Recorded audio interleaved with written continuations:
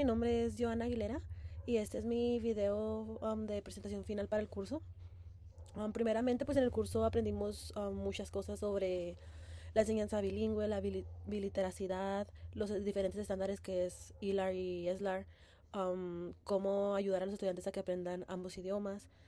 Pero uno de los conceptos más importantes que aprendimos en la clase y que lo estuvimos viendo desde un inicio con mis talamantes es la biliteracidad, que pues en realidad la biliteracidad incluye leer, comprender, escribir, escuchar y hablar en dos idiomas, en este caso sería español e inglés, que sería aprender en esas dos lenguas, pero de forma académica y funcional, o sea que en ambos idiomas tengamos la capacidad de poder, como quien dice, dominarlos y poder hablar de una manera académica, se podría decir. También aprendimos mucho en cómo desarrollar la biliteracidad, lo cual requiere planificación consciente y sobre todo, y lo más importante, pues un maestro que comprenda, o sea, de forma correcta las estructuras de ambos idiomas y cómo se transfiere un idioma al otro. Porque pues si no, como maestros no comprendemos eso, pues no vamos a hacer que los estudiantes puedan lograr ser estudiantes bilingües. Eso se empieza a trabajar desde muy pequeños. Otra de las cosas importantes que vimos en la clase es de qué forma aprenden los estudiantes bilingües. Porque pues sabemos que es difícil tener dos idiomas en tu mente, entonces muchas veces como bilingües nos pasa que nos dicen una cosa y a lo mejor sabemos cómo se dice, pero no sabemos cómo se dice en español, o a lo mejor al revés, la tenemos en la palabra en la mente, pero pues no sabemos cómo se dice en inglés, ¿no? Los estudiantes bilingües desarrollan los idiomas de manera conectada, o sea, conectan ambos idiomas no separadas. El español influye en el inglés y el inglés obviamente influye en el español, ¿verdad? Un ejemplo de transferencia conceptual, que es así como se llama de conectar ambos idiomas, es por ejemplo si un estudiante entiende el concepto de multiplicación como suma repetida y puede transferir al inglés aunque no sepa la palabra repeat addition. O sea, es como conectar ambos idiomas para poderlo hablar. También, pues, dentro de cómo comprender a los estudiantes bilingües, aprendimos que existen pues diferentes como que niveles de dominio y que la instrucción debe reconocer ese perfil lingüístico individual. Porque pues no podemos ponerle una lección a un estudiante que a lo mejor apenas está aprendiendo a hablar en inglés o a pronunciar las palabras, una lección que ya es para alguien que domine el inglés. El estudiante no va a lograr hacer esa lección, obviamente, ¿verdad? También aprendimos las diferencias entre el español y el inglés, o sea, las diferencias en el idioma. Aprendimos que son idiomas muy parecidos en vocabulario, pero son muy diferentes en su forma de procesamiento y sobre todo perdón, de ortografía y de reglas como la escritura y todo eso. El inglés es súper diferente al español porque pues sabemos que el inglés no se lee como los vemos en las palabras. Por ejemplo, hablando en el español es más regular, tiene un sistema más como silábico, tiene sonidos estables y tiene correspondencia clara de letra-sonido, que es como lo estoy mencionando. En el español, así como lo escribimos, así se lee, cosa que en el inglés pues, obviamente sabemos que no, ¿verdad?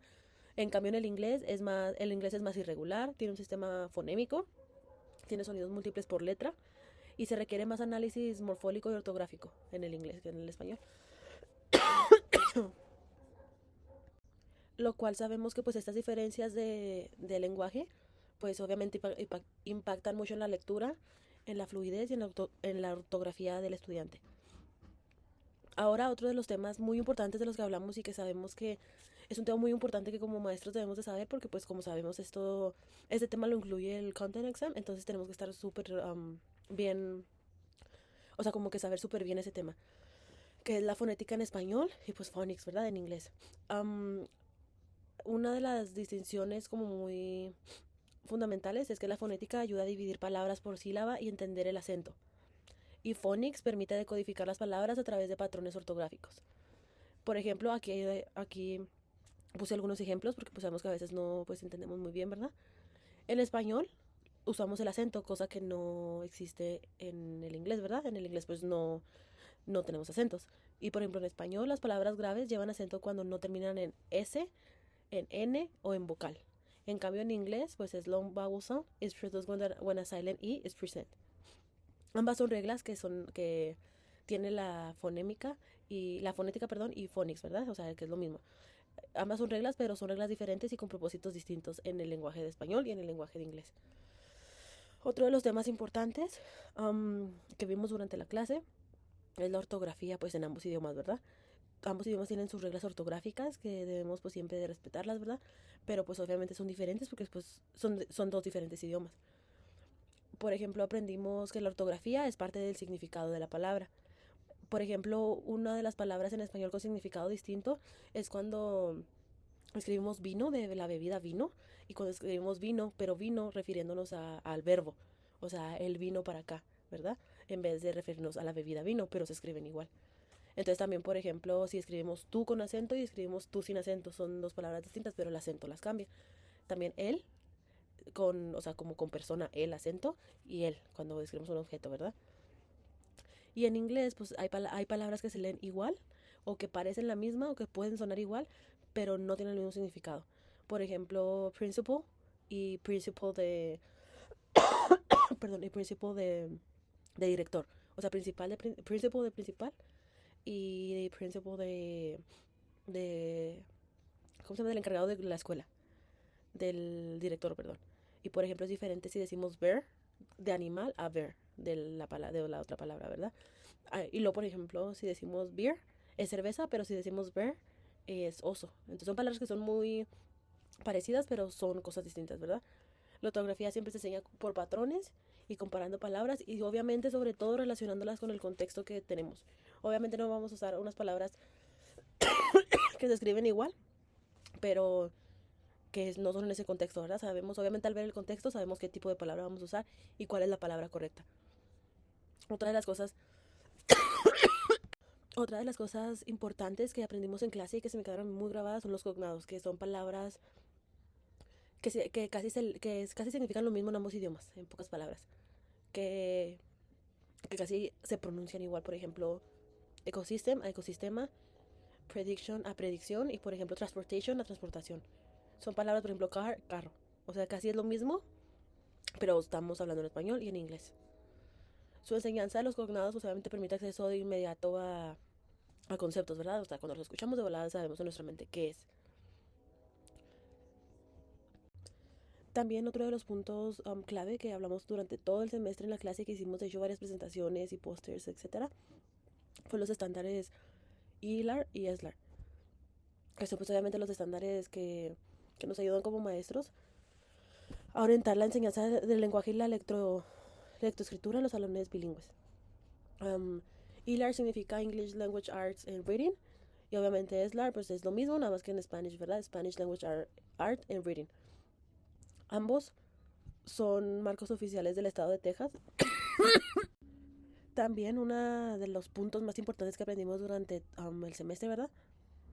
Fue los estándares ILAR y ESLAR, que son estos de aquí, que ayudan pues principalmente a los maestros a orientar a los estudiantes a la enseñanza del lenguaje y la lectoescritura bilingüe. ILAR significa English Language Arts and Reading y ESLAR pues lo mismo pero Spanish Language Art and Reading.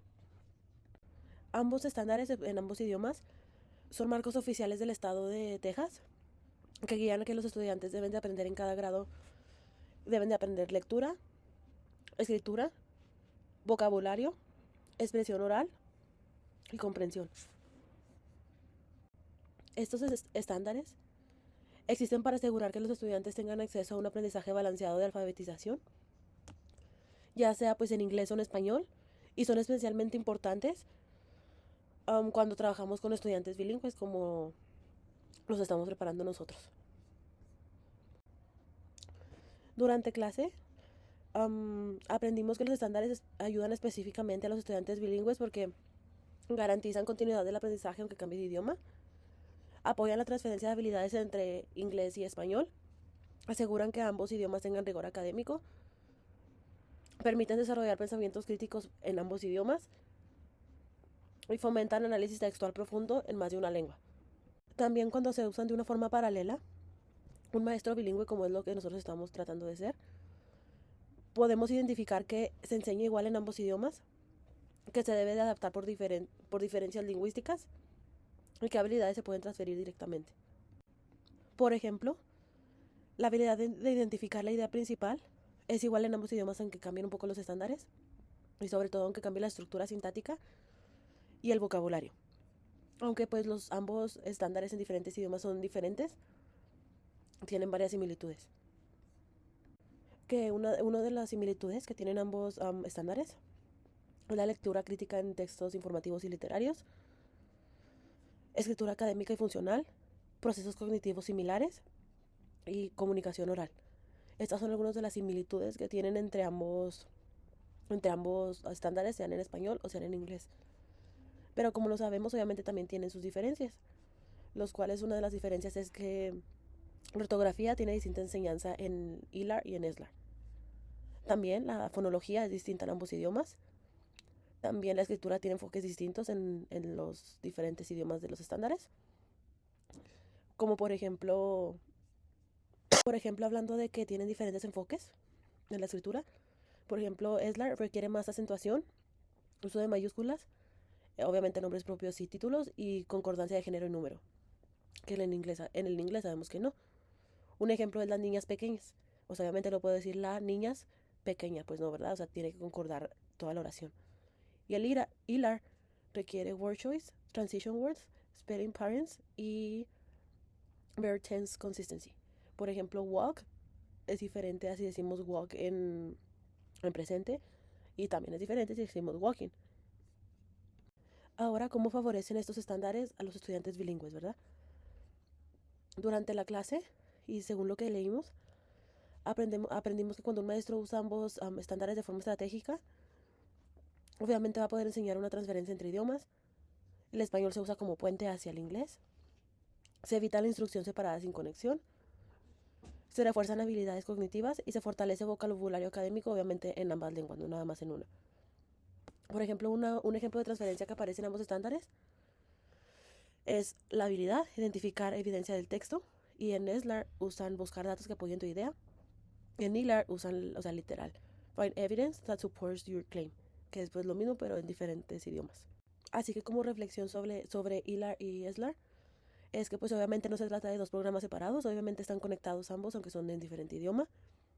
Son marcos paralelos que al final de cuentas pues se alinean, y obviamente uno apoya al otro, el inglés al español y el español al inglés. Y el dominio en español favorece obviamente al dominio en inglés. Los estudiantes bilingües no tienen que empezar desde cero al transferirse de idioma. Sus habilidades cognitivas obviamente son transferibles, y como maestros nos toca pues apoyarlos en una forma más fácil de entender el otro idioma, el idioma que están aprendiendo. Nuestro rol como maestros es identificar qué se transfiere igual y qué requiere enseñanza distinta, obviamente según el idioma. No vamos a transferir todo igual, ni todo se va a cambiar. Sobre todo, a lo largo de la clase, pues aprendí que la biliteracidad es una oportunidad y una herramienta súper intelectual para tanto estudiantes como para maestros. También aprendí que los dos idiomas pueden crecer juntos cuando la instrucción es intencional. Y sobre todo, pues obviamente integrar estrategias como así se dice, diferentes tipos de estrategias que ayudan mucho a los estudiantes bilingües para que pues puedan aprender de una forma más fácil. También es muy importante usar los estándares ILAR y ESLAR para pues fortalecer el aprendizaje bilingüe de manera académica y significativa. Esto fue todo por mi parte, y muchas gracias por haber escuchado mis videos. Y pues muchas gracias a mis talamantes por enseñarnos tanto durante todo este semestre y por ser tan flexible con nosotros.